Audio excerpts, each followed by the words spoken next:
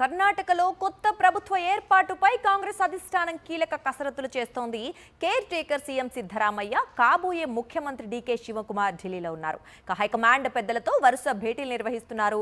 ఉదయం 10 జన్పథ్లో సోనియా, రాహుల్ గాంధీతో సమావేశమయ్యారు సిద్ధరామయ్య. ఈ సందర్భంగా సిద్ధుకు హ్యాండ్ షేక్ ఇవ్వడంతో పాటు ఆత్మీయంగా ఆలింగనం చేసుకున్నారు రాహుల్.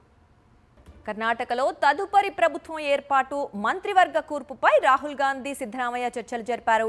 డీకే శివకుమార్ ప్రభుత్వంలో తన వర్గానికి తగిన ప్రాధాన్యత దక్కాలని సిద్ధు కోరుతున్నారు. ఈ మేరకు తన డిమాండ్లను రాహుల్ ముందుంచారు. సిద్ధరామయ్య తన కుమారుడు ఎమ్మెల్సీ యతీంద్రకు వైద్య, విద్య, బీసీ సంక్షేమ శాఖ కోరినట్లుగా సమాచారం. అలాగే సతీష్ జక్రిహోలీకి కర్ణాటక ప్రదేశ్ కాంగ్రెస్ కమిటీ అధ్యక్ష పదవి ఇవ్వాలని ప్రపోజల్ పెట్టారు. కాగా జక్రిహోలీ పీసీసీ చీఫ్ తో పాటు మంత్రి పదవి కూడా కోరుతున్నారు. రాహుల్ గాంధీతో భేటీ తర్వాత ఏఐసీసీ చీఫ్ ఖర్గే నివాసానికి వెళ్లి ఆయన్ని కూడా కలిశారు సిద్ధరామయ్య. అటు కేబినెట్ కూర్పుపై చర్చించేందుకు కాసేపట్లో ఏఐసీసీ జనరల్ సెక్రటరీ కేసీ వేణుగోపాల్తో భేటీ కానున్నారు డీకే శివకుమార్. కొత్త సర్కార్లో 2 డిప్యూటీ సీఎంలుంటారనే వార్తలు వినిపిస్తున్నాయి. సామాజిక సమీకరణాల ఆధారంగా ఉప ముఖ్యమంత్రుల ఎంపికకు డీకే, కేసీ కసరత్తులు చేయనున్నారు. మరోవైపు కర్ణాటక కాంగ్రెస్ శాసనసభ పక్షం రేపు బెంగళూరులో భేటీ కానుంది. డీకే శివకుమార్ను తమ నాయకుడిగా ఎన్నుకుంటారు కాంగ్రెస్ ఎమ్మెల్యేలు. తర్వాత గవర్నర్ను కలిసి ప్రభుత్వ ఏర్పాటుకు అనుమతి కోరనున్నారు డీకే. ఈ అంశంపై మరిన్ని అప్డేట్స్ ఢిల్లీ నుంచి మా కరెస్పాండెంట్ వెంకటేష్ అందిస్తారు. వెంకటేష్, చెప్పండి, మాజీ ముఖ్యమంత్రి అనొచ్చు, అలాగే ప్రస్తుత కాబోయే ముఖ్యమంత్రి ఇద్దరు కూడా ఢిల్లీలో ఉన్నారు. ఏం జరుగుతోంది కర్ణాటకలో? కర్ణాటకలో ముఖ్యమంత్రి సిద్ధరామయ్య రాజీనామా చేయడంతో కొత్త ప్రభుత్వ ఏర్పాటుకు సంబంధించినటువంటి సన్నాహాలు కొనసాగుతున్నాయి. ఆ మేరకు మంత్రివర్గ కూర్పుకు సంబంధించినటువంటి అంశంపైన రాహుల్ గాంధీతో సిద్ధరామయ్య సమావేశమయ్యారు. తన అనుచరుల జాబితాను అందజేసినటువంటి పరిస్థితి. అలాగే మల్లికార్జున ఖర్గేను, కేసీ వేణుగోపాల్ కూడా కలుస్తున్నటువంటి సందర్భం. సో మొత్తానికి తన మంత్రివర్గ సహచరులకు రాబోయేటువంటి క్యాబినెట్లో ఖచ్చితంగా కీలకమైనటువంటి మంత్రి పదవులు ఇప్పించుకోవడం ఇప్పుడు సిద్ధరామయ్య ముందున్నటువంటి ప్రధానమైనటువంటి అంశం. సో ఆ నేపథ్యంలో తన తనయుడు యతీంద్రాను వెంటబెట్టుకుని వెళ్ళి సిద్ధరామయ్య రాహుల్ గాంధీని కలిశారు. తన కొడుక్కి కీలకమైనటువంటి శాఖలు ఇవ్వాలని, వైద్య విద్య లేదంటే బీసీల శాఖ, బీసీ సంక్షేమ శాఖ ఇవ్వాలని కోరినట్టు తెలిసింది.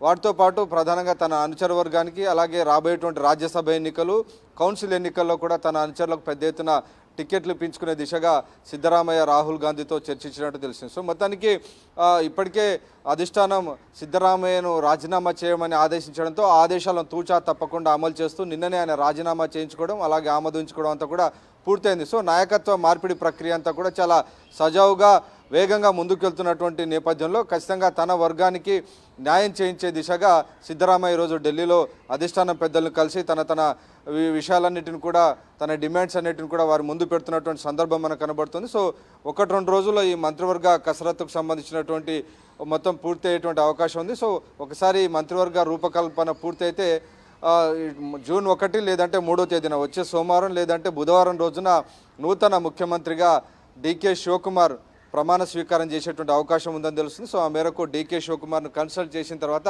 ఫైనల్గా మంత్రివర్గానికి సంబంధించినటువంటి రూపు అధిష్టానం ఇచ్చేటువంటి అవకాశం కనబడుతుంది. వచ్చే 2 ఏళ్లలో ఎన్నికలు ఉన్నాయి కాబట్టి ఎన్నికల క్యాబినెట్ ఉండేటువంటి అవకాశం ఉంది. సో ఎలక్షన్ దృష్టిలో ఉంచుకొని క్యాబినెట్ను రూపకల్పన చేసే అవకాశం ఉంది.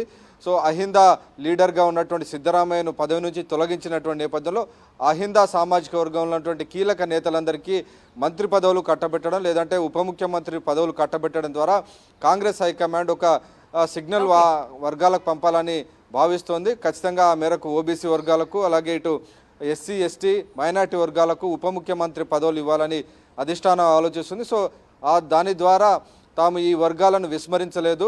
అహిందా లీడర్ సిద్ధరామయ్యను రాజీనామా చేయమని కోరినప్పటికీ ఆ వర్గాలను తాము విస్మరించలేదు అనేటువంటి దిశగా మిగిలినటువంటి వారికి పదవులు ఇచ్చేటువంటి అవకాశం ఉంది. సో ఆ దిశగా దళిత వర్గం నుంచి పరమేశ్వర్, లేదంటే మల్లికార్జున ఖర్గే తనయుడు ప్రియాంక ఖర్గే కూడా ఉప ముఖ్యమంత్రి పదవి ఆశిస్తున్నారు. అలాగే ఓబీసీ వర్గం నుంచి సిద్ధరామయ్య తనయుడు యతీంద్ర కూడా ఉప ముఖ్యమంత్రి ఛాన్స్ ఉందనేటువంటి చర్చ జరుగుతుంది. సో రకరకాల ఈక్వేషన్స్, రీజనల్, క్యాస్ట్ బ్యాలెన్సెస్ అన్ని చేసుకున్న తర్వాత కాంగ్రెస్ హైకమాండ్ ఈ మంత్రివర్గానికి సంబంధించినటువంటి ఒక ఫైనల్ స్కెచ్ వేసేటువంటి అవకాశం ఉంది. ఎందుకంటే 2 ఏళ్లలో ఎన్నికలు రాబోతున్నాయి కాబట్టి ఎన్నికలను దృష్టిలో ఉంచుకొని అన్ని వర్గాలను సంతృప్తిపరిచే విధంగా క్యాబినెట్ రూపకల్పన జరిగేటువంటి అవకాశం కనబడుతుంది. Right Venkatesh, thank you.